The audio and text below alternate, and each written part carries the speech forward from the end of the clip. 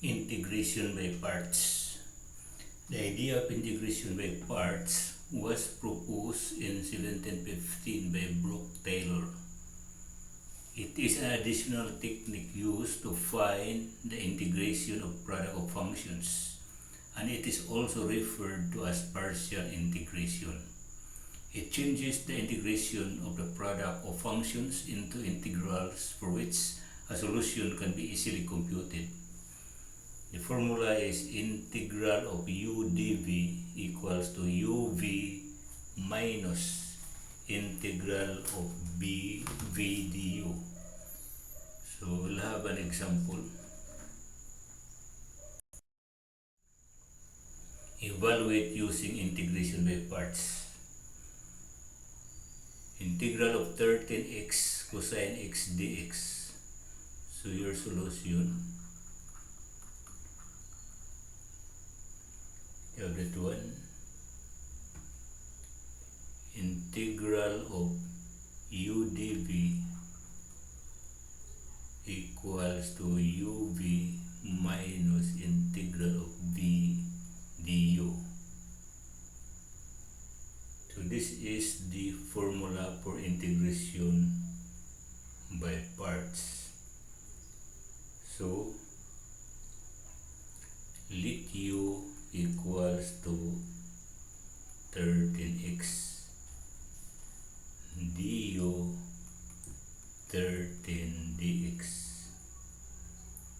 dv equals to cosine x dx, v equal to the integral of cosine x dx equals to sine x.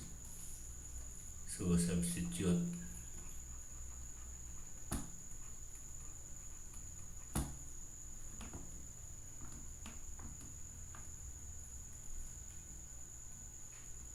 So you have that one, integral of 13x cosine x dx equals to 13x sine x minus integral of sine x 13 dx. So this one equals to 13x sine x minus 13 minus cosine x plus c, or equivalent to 13x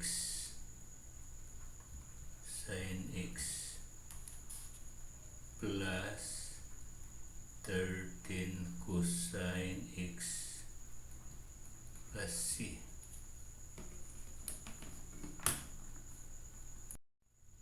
We will take up number 2. Number 2 is ln of 10x dx. So your solution would be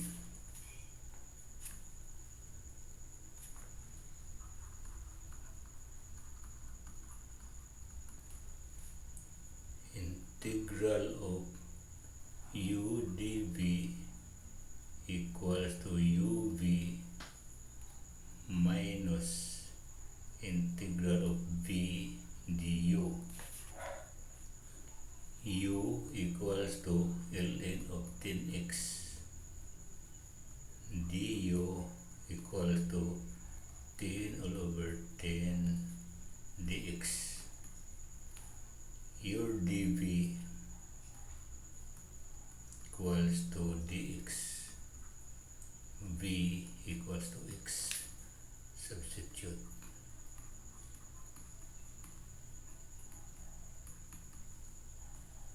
Integral of 10x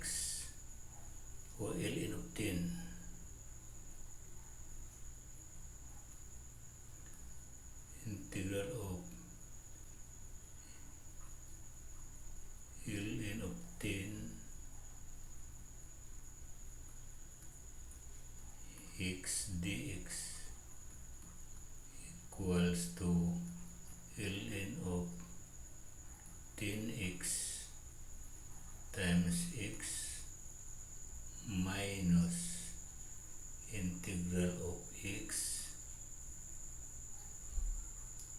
10 dx over 10x.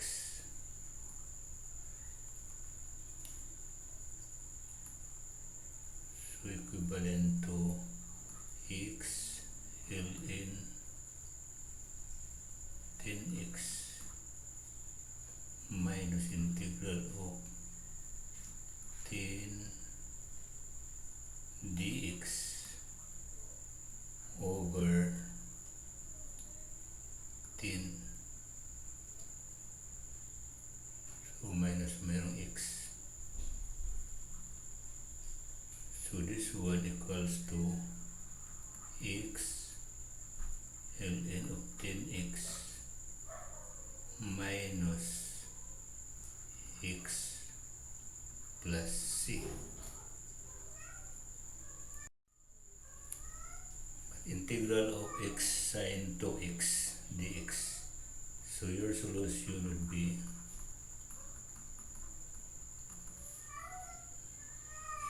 integral of u dv equals to uv minus integral of v du.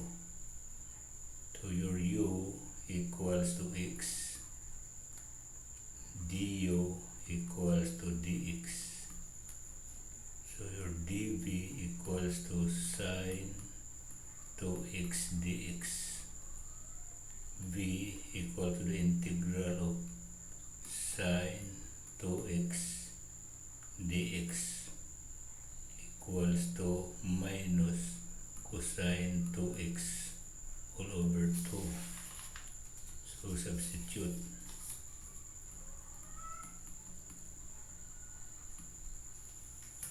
So integral of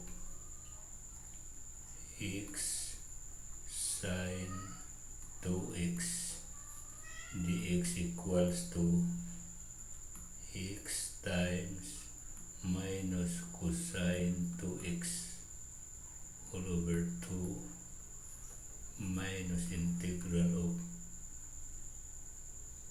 minus cosine 2x all over 2 then dx. So equals to minus x cosine 2x over 2 plus 1/2 integral of cosine 2x dx.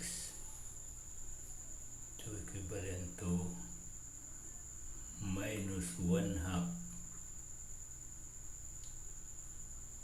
x cosine 2x plus 1/2 times 1/2 sine 2x plus c. So equivalent to minus 1/2 x cosine 2x plus 1/4 sine 2x plus c.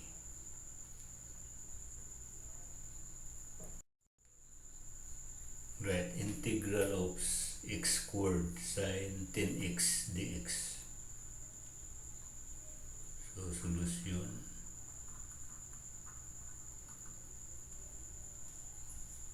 let u x squared du 2x dx dv sine 10x dx v integral of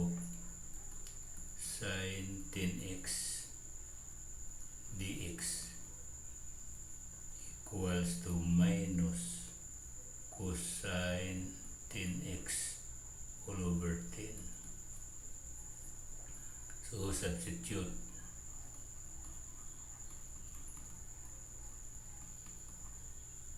to the integral by parts.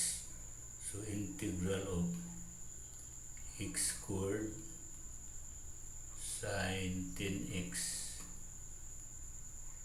dx equals to uv minus integral of v du. So x squared times minus cosine 10x all over 10 minus integral of v du minus cosine 10x all over 10 times 2x dx.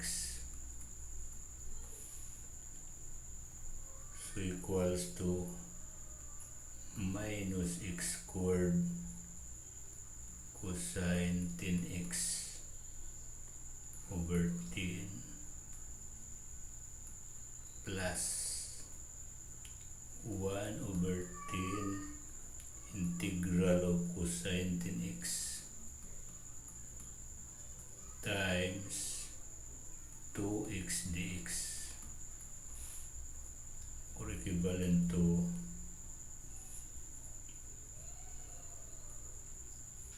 minus x squared cosine 10x all over 10 plus 1/5 integral of x cosine 10x dx.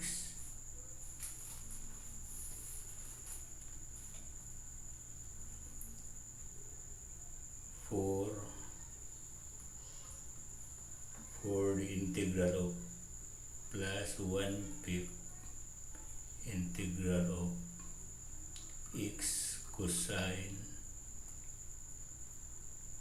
10x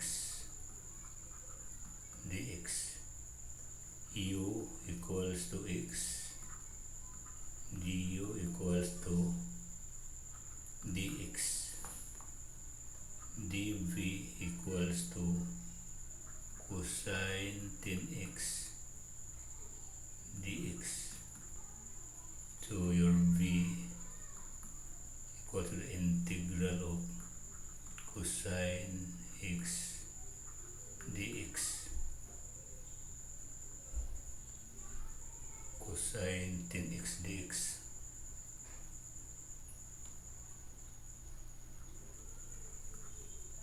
So your v equals to 1 over 10 sine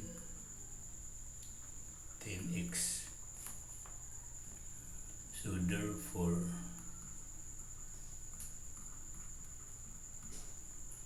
integral of x squared sine 10x dx equals to minus x squared cosine 10x over 10 plus 1/5 1 over 10 sine 10x minus integral of 1/10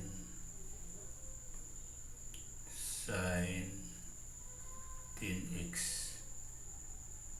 dx.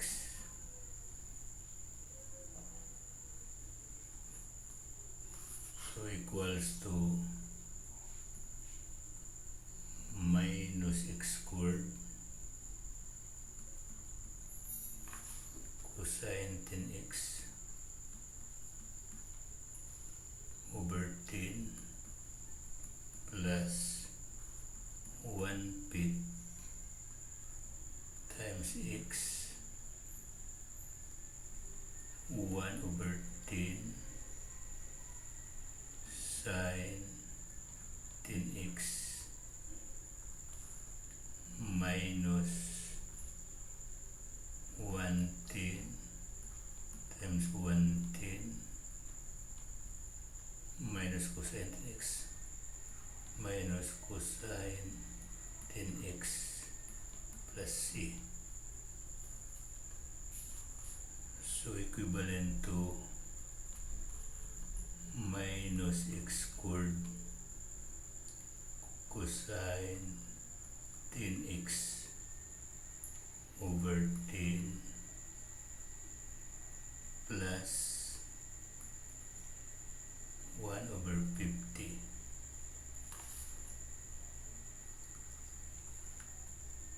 times x sine 10x